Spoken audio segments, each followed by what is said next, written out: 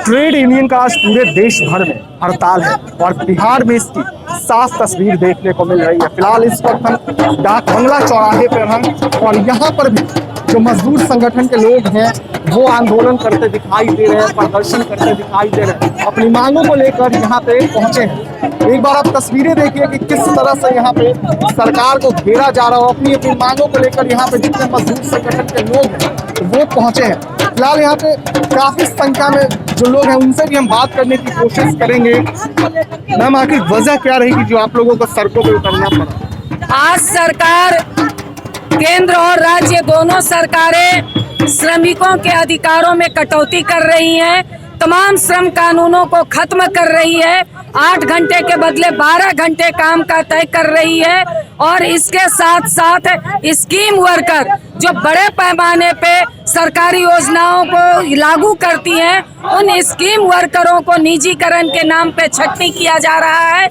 इन्हें न्यूनतम वेतनमान नहीं दिया जा रहा है।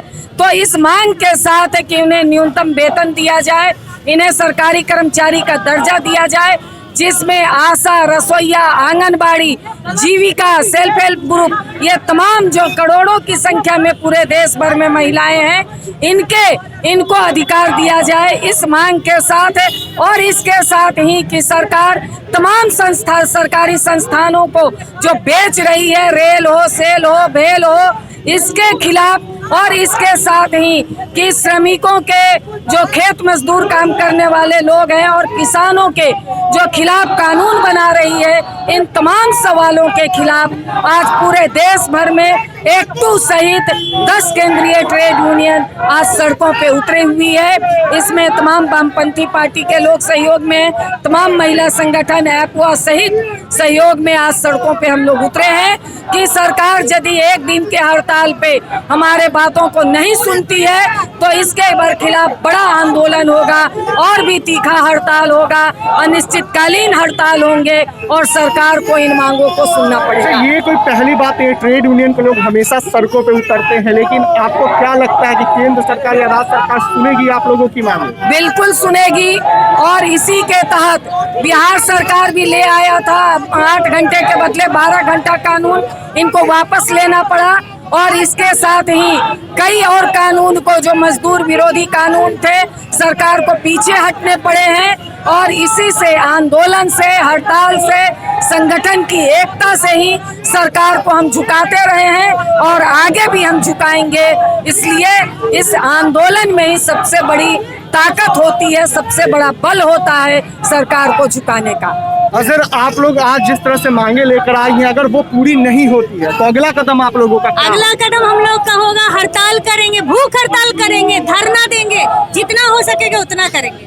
चलिए, जितना हो सकेगा उतना करेंगे। और ये तस्वीरें आपको हम सीधे डाक बंगला चौराहे के दिखा रहे हैं। पटना में भी जो ट्रेड यूनियन का हड़ताल है उसका असर यहाँ पे देखने को मिल रहा है। काफी संख्या में जो मजदूर संगठन के लोग हैं वो सड़कों पे उतरे। हम और भी कुछ लोगों से बात करेंगे, किस वजह से आप लोग आज सड़कों पे उतरे हैं? हम एक बड़ी आबादी हिंदुस्तान के अंदर में जो गरीब मजदूर हैं उनके जो भी कल्याणकारी योजना है उससे वंचित किया जा रहा है, इसके प्रतिशोध में हम लोग हैं। दूसरा है कि जो भी समान काम के लिए समान वेतन की मांग हम लोग बरसों से करते रहे हैं और सुप्रीम कोर्ट का जजमेंट है कि समान काम के लिए समान वेतन आवश्यक है देना है और उसको ताक पर रखकर केंद्र और राज्य सरकार जो है धज्जियां उड़ाई जा रही है, इसके प्रतिशोध में। दूसरा है कि जो निजीकरण का होर मचा हुआ है, जो आउटसोर्सिंग से काम लिया जा रहा है, जो ठेकेदारी प्रथा से काम ली जा रही है, उसका हम लोग विरोध कर रहे हैं। आज विरोध आप करें तो आज सरकार को आप चेतावनी दे रहे हैं या अपील करेंगे? अभी हम चेतावनी दे रहे हैं, अभी समय रहते हुए मामला को जो सुलझा लें और निजीकरण का जो है, जो सरकारी संपत्ति को बेचने का जो प्रक्रिया है उसको बंद करें। जो कृषि बिल पास की गई है तीनों उनको रद्द करें, तो उसके बाद फिर हम लोग विचार करेंगे। नहीं करेंगे तो इससे भी कड़ी लड़ाई हम लोग लड़ने के लिए मजदूर संगठन के जो लोग हैं वो हमेशा सड़कों पे रहते हैं, प्रदर्शन भी करते हैं, अपनी मांगों को लेकर खड़े होते हैं। तो आपको क्या भरोसा है कि केंद्र सरकार या राज्य सरकार सुनेगी इस बार भी? बिल्कुल सुनेगी। नहीं सुनेंगे तो फिर पूरे हिंदुस्तान की जो बड़ी आबादी है मेहनत का तमाम रूप सड़कों पर रहेंगे, माल जाल सुगर बैल भैंसी सब सड़क पर बांधेंगे और क्या नुकसान होगा वो केंद्र सरकार और राज्य सरकार समझे। चलिए देखिए, इस तरह की तस्वीर यहाँ से देखने को मिल रही है। जो लोग हैं यहाँ पर, संगठन के जो लोग पहुंचे हैं वो काफी गुस्से में दिखाई दे रहे हैं। महिलाओं की सुरक्षा क्या है मैम, आप जो ली हुई है? जो अभी जो देख रहे हैं कि महिलाओं पे इतना अपराध बढ़ रही है और इस पे सरकार कुछ ध्यान नहीं देती है। कहती है कि बेटी बचाओ बेटी पढ़ाओ, और सरकार महिलाएं से ज़्यादा अपेक्षाएं रखती है कि हाँ महिलाएं आगे बढ़ाएं बेटी को। तो क्यों नहीं बेटी को सुरक्षा करते हैं सरकार?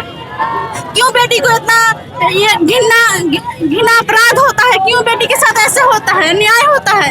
ये सरकार से हम ये करते हैं। और ये हम लोग आए हैं, ये जो अभी हड़ताल है 26 नवंबर को, किसान विरोधी बिल तीन बिल पास किया गया है उसके विरोध में, और बहुत सारे निजी क्षेत्रों को बेचा जा रहा है, सरकारी बैंक को बेचा जा रहा है, रेलवे को बेचा जा रहा है। ये सब के खिलाफ में हम लोग आए। बीजेपी कहती है बेटी बचाओ बेटी पढ़ाओ, नीतीश कुमार का जो नारा है वो सुशासन का। आपको क्या लगता है ये सिर्फ नारे ही बन के रह गए या असलियत में ऐसा कुछ नहीं है? कुछ नहीं, सिर्फ उनका मेन है, उनका ये सब नारा देकर उनका वोट कमाना है और कुछ नहीं है।